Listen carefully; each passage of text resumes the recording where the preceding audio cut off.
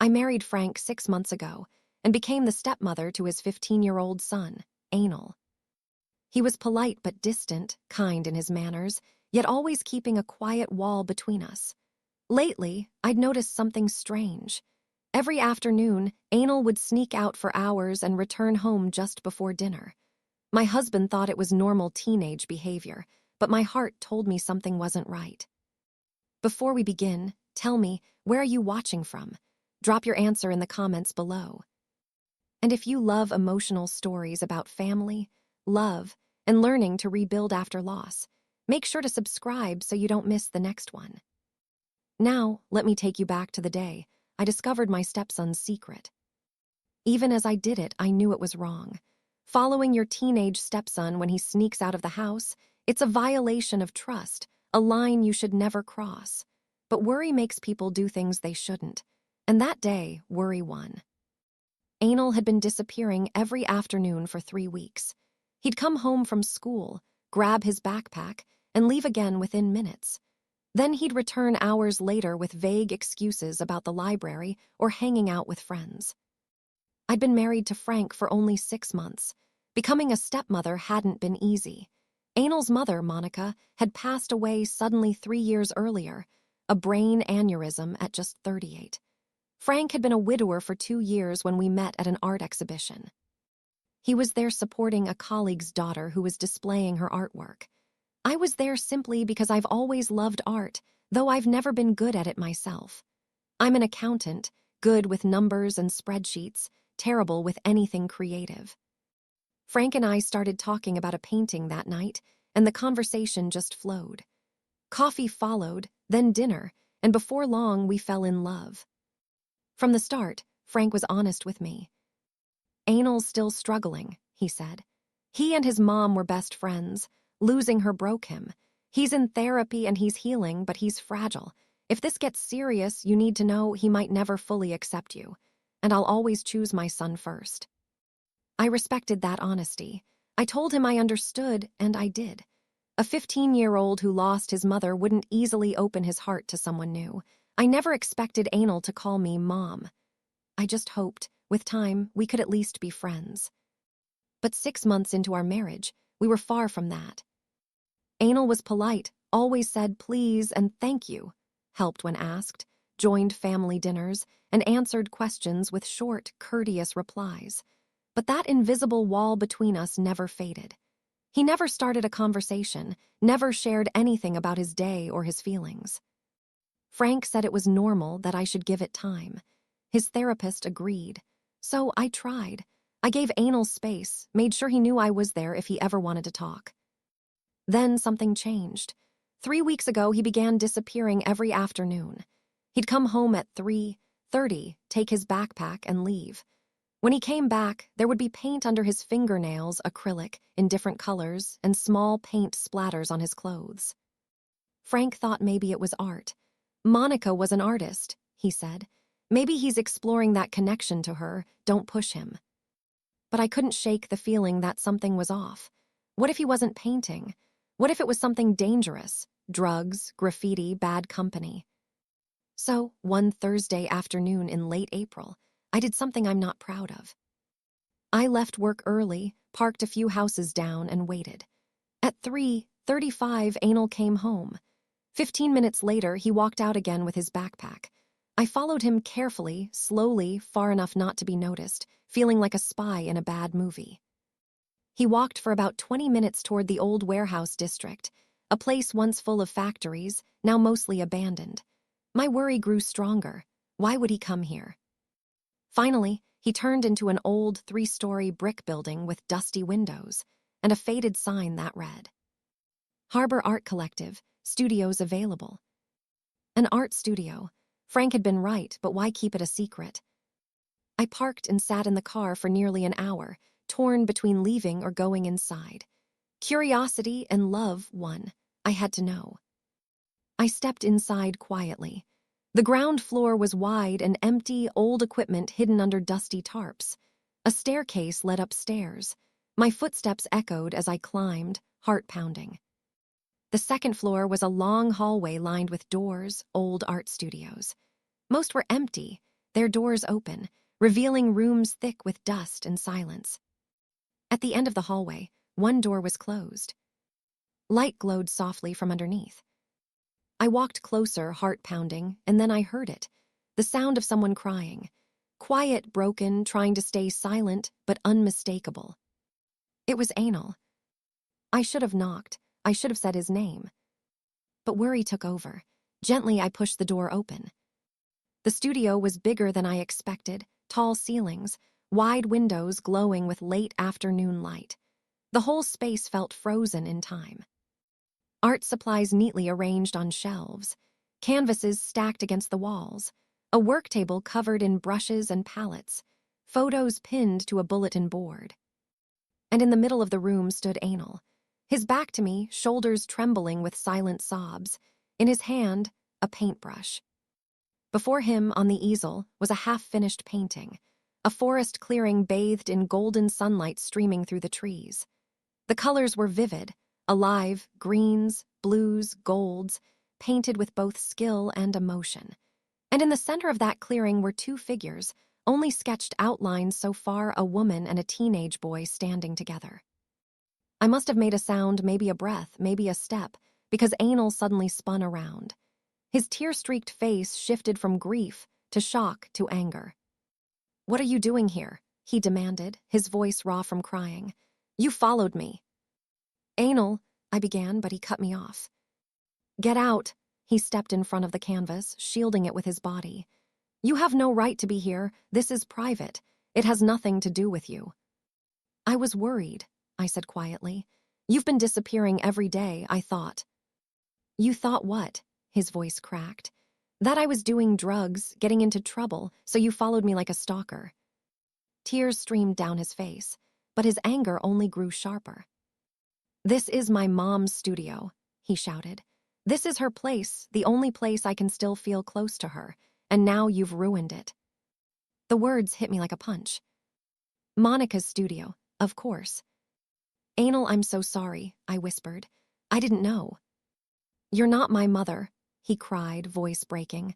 "You'll never be my mother. You have no right to touch her things or see." He couldn't finish. He just gestured helplessly at the painting. "I wasn't trying to replace her," I said softly. "I was only worried." "I don't care what you were trying to do. Just leave.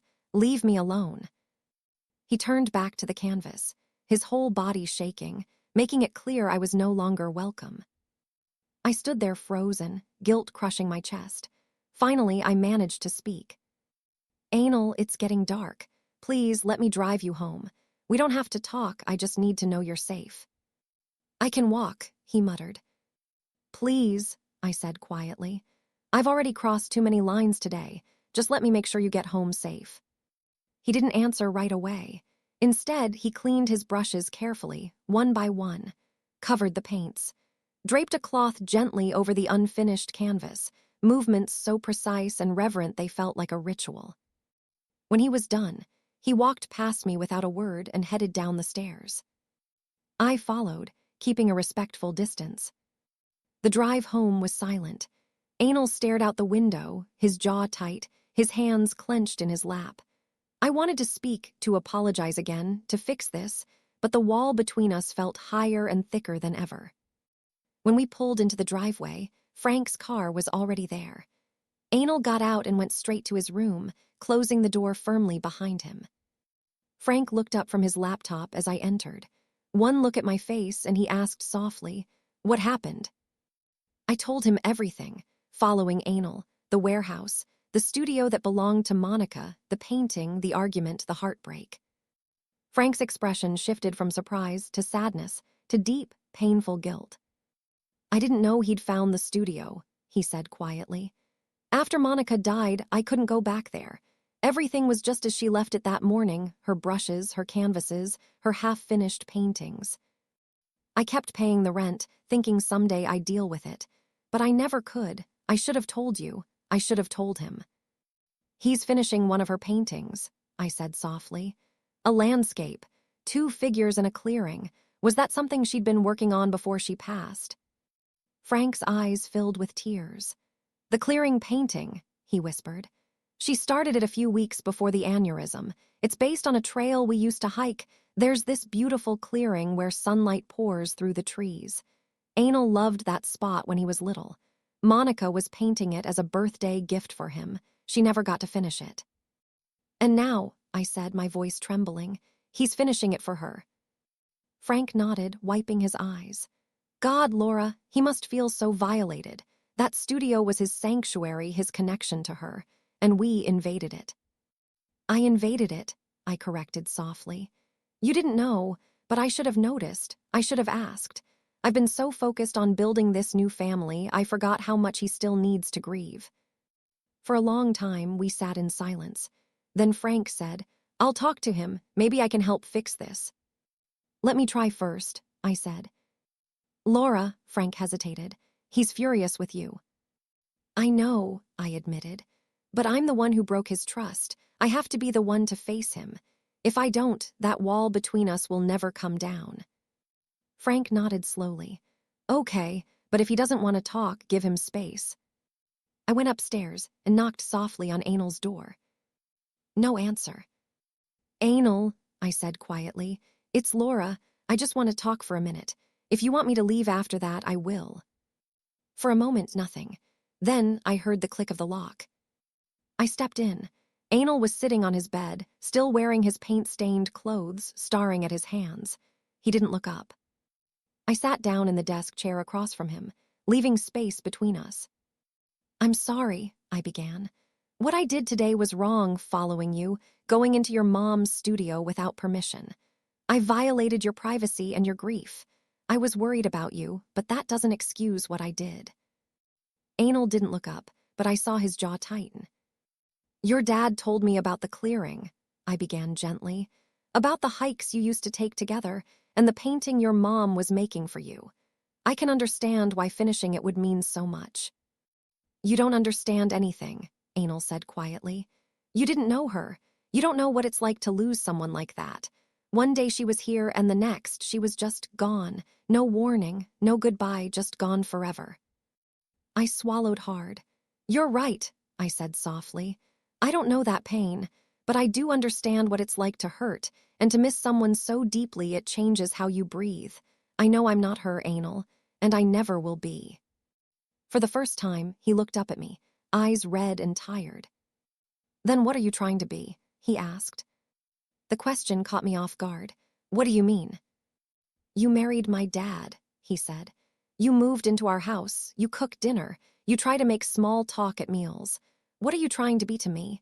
Because if you're trying to be my new mom, it's not going to happen. I took a slow breath, choosing my words carefully.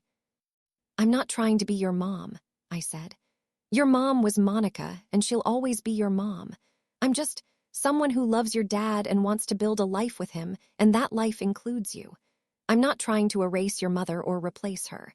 I'm just trying to be someone who cares about you and wants good things for you. He frowned. But you don't know me. You don't know anything about me except that I'm Frank's kid. You're nice because you have to be, not because you actually care. That's not true, I started to say, but then stopped. He was right. I realized how little I truly knew him. I knew he was 15, that he was quiet, that he did well in school. I knew he liked cereal for breakfast and never finished his meat at dinner. But beyond that, I hadn't really tried to know Anal, the person. You're right, I admitted. I don't know you, and I'm sorry for that too. I've been so focused on not pushing too hard on giving you space that I never actually tried to build a real relationship with you. Anal's expression softened, just a little, maybe because I hadn't argued this time. The painting you're working on, I said carefully. The one your mom started. Can I ask why you decided to finish it? He was quiet for a moment, his voice low when he finally spoke. Because she didn't get to, he said. She had all these plans, so many things she wanted to do and create, but she didn't get to finish any of them. That painting, she was so excited about it. She showed me her sketches. She told me it was going to be a surprise for my 12th birthday. He paused, swallowing hard. Then she died and it just sat there, unfinished like everything else. I listened quietly, not wanting to interrupt. I found the studio key in Dad's desk about a year ago, he continued. I went there once. Everything was exactly how she left it, half-finished paintings, sketches on the walls, her coffee mug still on the table. It felt like walking into a time capsule. And then I saw that painting, just the background and the rough outlines of us in the clearing. I thought, maybe if I could finish it, it would be like giving her one last gift, like she left it for me to complete. He gave a small, shaky breath, but I had to learn how to paint first. That's beautiful, I said softly. I've been teaching myself, he went on. From her old art books, YouTube videos trying to match her style. It's been 3 weeks and I still don't know if I'm doing it right. I'm not as good as she was. I think she'd be proud of you, I said gently. Anal's expression hardened again. You didn't know her. You can't know what she'd think. You're right, I said. But I believe any mother who created something for her son would be proud to see him carry it on, to see him honor her memory through her work. That's something any parent would feel. He looked at me for a long time, his expression unreadable. Then, finally, he asked, Can I ask you something? Of course, I said. Why did you marry my dad? His voice was soft, almost hesitant. He told you I might never accept you. He told you it would be hard. Why did you still want to be part of this family? I thought about my answer carefully. I could have said I loved Frank, or that I wanted a future with him, both true. But he deserved something deeper. I saw how much your dad loves you, I said finally. From the very first time we talked about you, it was clear you're the most important person in his life. And I thought, a man who loves his son that deeply, who's that devoted to being a good father, is someone worth building a life with. I knew it wouldn't be easy. I knew you might never accept me. But I also knew that being part of a family with that much love in it was worth the challenge. Even if I never like you, he asked quietly. Even if you never like me, I said with a faint smile. Though I hope someday, maybe, we can at least be friends. He was silent for a long moment. Then he said, I don't want you coming to the studio. That's my space. With my mom. I need it to stay private. I understand, I said. I won't go back. He hesitated. But if you wanted to know how the painting's going, I could tell you. Sometimes, if you asked. It was the smallest of gestures, a fragile olive branch, but it meant everything. I'd like that, I said softly. I'd really like that. Anal nodded slightly and looked down at his hands again, still streaked with paint, the quiet evidence of his secret world. Can I ask you something else? I said after a pause. He glanced up, I guess. How much longer do you think it'll take to finish? He thought about it. Maybe another month. There's a lot of detail work left, the trees, the figures. I want to add the wildflowers and the birds my mom sketched in the margins. She had a whole vision for it. Will you tell me when it's done? I asked softly. I'd love to see it if you're willing to show me. Anal still didn't look up, but I saw his jaw tighten. Your dad told me about the clearing, I said softly. About the hikes you used to take, and about the painting your mom was making for you. I can understand why finishing it would be important. You don't understand anything, Anal said quietly. You didn't know her. You don't know what it's like to lose someone like that. One day she was here and the next she was just gone. No warning, no goodbye, just gone forever. You're right, I said gently. I don't know that specific pain, but I do know what it's like to miss someone deeply, and I know you're hurting. I also know that I'm not her, and I'll never be her. Anal finally looked up at me, his eyes red from crying. Then what are you trying to be? He asked. The question caught me off guard. What do you mean? You married my dad. You moved into our house. You cook dinner, do laundry, try to make small talk at meals. What are you trying to be to me? Because if you're trying to be my new mom, it's never going to happen. I took a deep breath, searching for the right words. I'm not trying to be your mom, Anal. Your mom was Monica. She'll always be your mom. I'm someone who loves your dad and wants to build a life with him, and that life includes you. I'm not trying to replace your mom or make you forget her. I just want to be someone who cares about you and wants good things for you. But you don't know me, he said, voice trembling. You don't know anything about me except that I'm Frank's kid. You're nice to me because you have to be, not because you actually care. That's not true, I said quietly. Then name one thing about me, one real thing. Not something obvious, like that I'm 15 or that my mom died. I started to speak, then stopped. He was right. I didn't know him, not really. I knew facts, that he was in 10th grade, that he was quiet, that he liked cereal in the morning and avoided meat. But I hadn't really tried to know who he was. I'd been so focused on being a good stepmother that I'd forgotten to just be a person who listened. You're right, I admitted. I don't know you, and I'm sorry for that. I thought I was giving you space, but maybe what you needed was connection. Anal looked surprised, as if he hadn't expected honesty.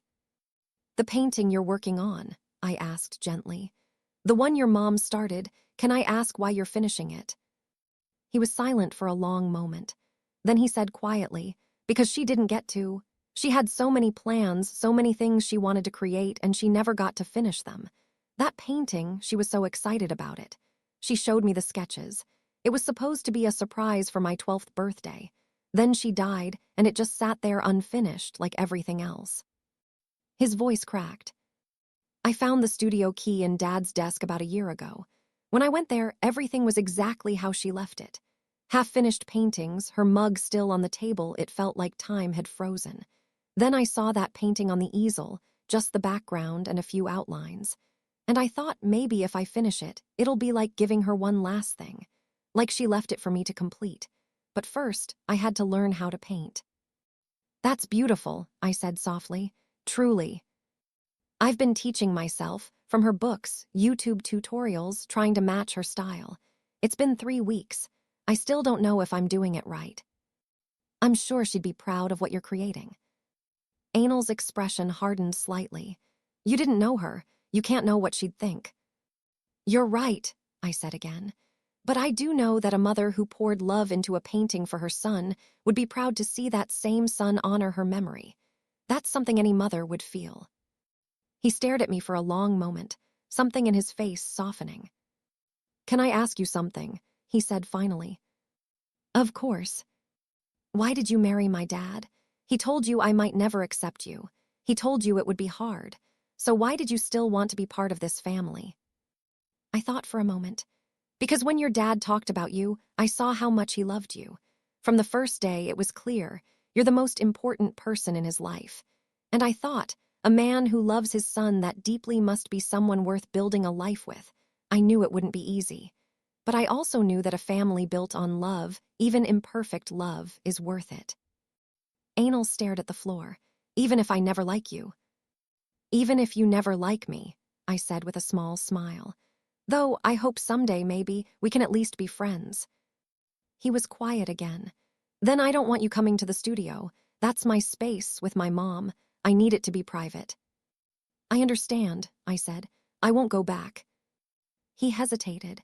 If you wanted to know about the painting, though, I could tell you. Sometimes, if you asked. It was a small offering, but it felt huge. I'd like that, I said softly. I'd really like that.